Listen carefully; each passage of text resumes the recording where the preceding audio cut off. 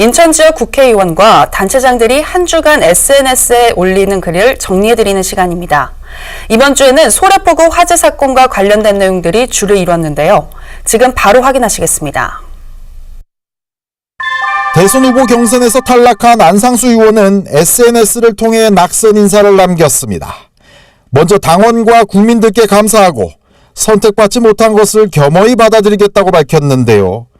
하지만 일자리를 통해 국민 통합을 하려 했던 자신의 의지는 굽히지 않을 것이라고 각오를 다졌습니다.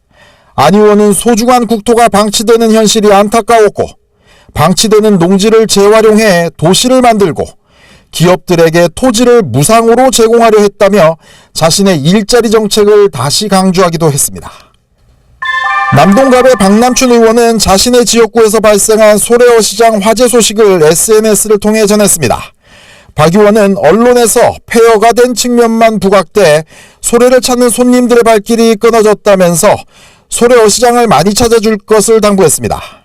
박 의원은 화재 당일부터 여러 차례 현장을 찾아서 SNS를 통해 상황을 전했는데요. 가능한 조용히 현장을 둘러보고 지원 예산을 챙기는 방식으로 대응하고 있다고 밝혔습니다. 남동울의 윤관석 의원은 세월호 인양 과정을 보면서 느낀 소감을 밝혔습니다.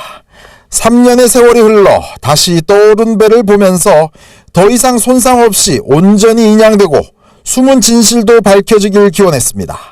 그러면서 박근혜 전 대통령의 검찰 수사 과정에서 국민이 바라는 것도 완전한 진실일 것이라고 덧붙였습니다.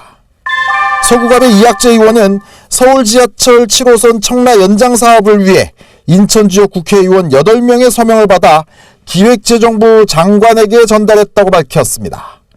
이 의원은 수도권 매립지 4자 합의 당시 7호선 조기 착공을 적극 지원하기로 했지만 서울시와 경기도가 뻔뻔하게 나몰라라 하고 있다면서 인천시의 적극적인 대응도 촉구했습니다. 서구울의 신동근 의원은 인하대학교 교비 손실 문제를 지적했습니다. 인하대가 공익 목적을 위해 적립한 교비를 모기업인 한진해운의 회사채를 매입하는 데 무리하게 쓰다가 130억 원의 손실을 봤다면서 인하대 교비가 한진의 쌈짓돈이 된 것은 아닌지 조사해야 한다고 밝혔습니다. 신 의원은 인하대 측이 지난 10년간 오로지 한진에만 돈을 투입해왔다면서 그 자체가 정상인지 의심스럽다고 밝혔습니다. 자유한국당 인천시당 위원장인 정유섭 의원은 소래어시장을 다녀온 소감을 SNS를 통해 밝혔습니다. 정 의원은 현장 방문 당시에 상인회가 포구를 국가어항으로 빨리 지정하는 것이 필요하다는 요청을 해왔다면서 해수부 출신인 만큼 국가어항으로 조속히 지정될 수 있도록 노력하겠다고 밝혔습니다. 바른정당 인천시당 위원장인 홍일표 의원도 소래포구를 찾았습니다.